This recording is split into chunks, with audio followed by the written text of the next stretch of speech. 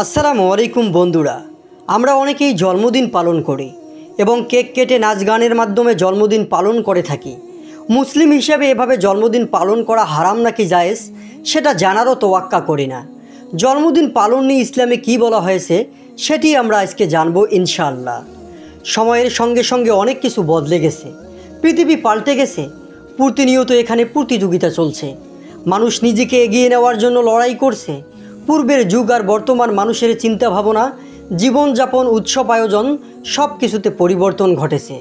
এই সময় এসে মানুষের ভেতর উৎসব প্রবণতা বেড়েছে। যে কোনো উপলক্ষ ঘিরে মানুষ আমোদে মেতে উঠতে ভালোবাসে।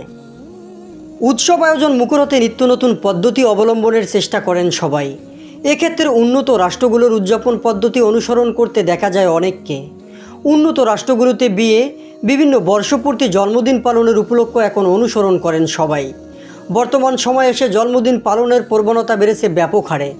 জন্মদিন পালন করেন না অথবা জন্মদিনে বন্ধুবান্ধব, পরিচিত জনদের কাছ থেকে শুভেচ্ছা বার্তা পান না এমন মানুষ খুঁজে পাওয়া একটু কঠিনই বলা যায়। জন্মদিনের উৎসব আয়োজন থেকে কেউ দূরে সরে থাকতে চাইলেও শুভাকাঙ্ক্ষীদের আন্তরিকতায় তা সম্ভব হয়ে ওঠে না অনেক সময়। তবে ধর্মীয় অনুশাসন মেনে চলতে আগ্রহীদের এই প্রবণতা থেকে বেঁচে থাকা এবং থাকার চেষ্টা করা একান্ত জরুরি। কারণ ইসলামী আইন ও ফিকহ শাস্ত্রবিদরা জন্মদিন পালনকে বৈধ বলেন না। তাদের মতে জন্মদিন পালন করা জায়েজ নয়, কারণ একজন মুসলিম মুমিনের যে কোনো কাজ বা পদক্ষেপের আগে এ বিষয়ে ধর্মীয় বিধান জেনে রাখা জরুরি। আল্লাহ রাসূল সাল্লাল্লাহু আলাইহি ওয়াসাল্লাম ও সাহাবায়ে কেরাম এ বিষয়ে কী বলেছেন, কী করেছেন তা জানা জরুরি। আর আল্লাহ রাসূল সাল্লাল্লাহু আলাইহি ওয়াসাল্লাম ও সাহাবীদের জীবনী দেখলে জন্মদিন পালনের কোনো নজির পাওয়া যায় না। ইসলামে জন্মদিন পালনের কোনো নিয়ম নেই। ইসলামে যদি জন্মদিন পালনের নিয়ম থাকতো তাহলে সাহাবায়ে কেরাম রাদিয়াল্লাহু তাআলা আনহু, তাবেঈনদের থেকে এটি পালনের প্রমাণ মিলত। তারা জীবনে কখনো জন্মদিন পালন করেননি। এমনকি কারো কারো জন্মসন জানা গেলেও কোন মাসের কোন তারিখে জন্মগ্রহণ করেছেন তা অবধি জানা যায়নি। আমাদের প্রিয় নবী হযরত মুহাম্মদ সাল্লাল্লাহু আলাইহি ওয়াসাল্লাম রবিউল আউয়াল মাসের কত তারিখে জন্মগ্রহণ করেছেন এটা নিয়েও রয়েছে মতভেদ। বিদায় জন্মদিন পালন জায়েজ বলেন না আলেমরা। আলেমদের মতে জন্মদিন পালন বিজাতীয় কালচারের অন্তর্ভুক্ত, আর রাসূল সাল্লাল্লাহু আলাইহি ওয়াসাল্লাম বিজাতীয় অনুকরণে নিরুৎসাহিত করেছেন। এক হাদিসে রাসূল সাল্লাল্লাহু আলাইহি ওয়াসাল্লাম বলেছেন, যে ব্যক্তি বিজাতির সাদৃশ্য অবলম্বন করে সে তাদের দলভুক্ত হিসাবে গণ্য হবে। অন্যদিকে জন্মদিনকে কেন্দ্র করে কখনো কখনো অপচয় বা অপব্যয় করতে দেখা যায়। ইসলামে অপচয় ও অপব্যয় নিষিদ্ধ।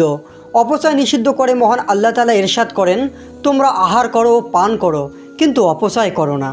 মূল কথা, ফিকহবিদ আলেমদের মতে যদি জন্মদিন এমনভাবে পালন করা হয় যে সেখানে নাচ গান, বেগানা ছেলেমেয়ের ফ্রি মিক্সিং থাকে তাহলে সেটা অবশ্যই হারাম।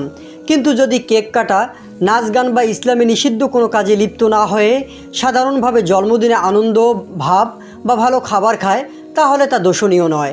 একজন মুমিনকে মনে রাখতে হবে তার প্রতিটি পদক্ষেপের হিসাব নেবেন আল্লাহ তাআলা। হাসরের মাঠে পৃথিবীতে করা প্রতিটি আমলের হিসাব দিয়েই পার পেতে হবে। হাসরের মাঠে আল্লাহর সামনে যে প্রশ্নটির মুখোমুখি হতে হবে সবাইকে, তা হলো পৃথিবীর জীবন কিভাবে কাটিয়েছে, কিভাবে জীবনযাপন করেছে। এজন্য প্রত্যেক কাজ ভেবেচিন্তে করতে হবে।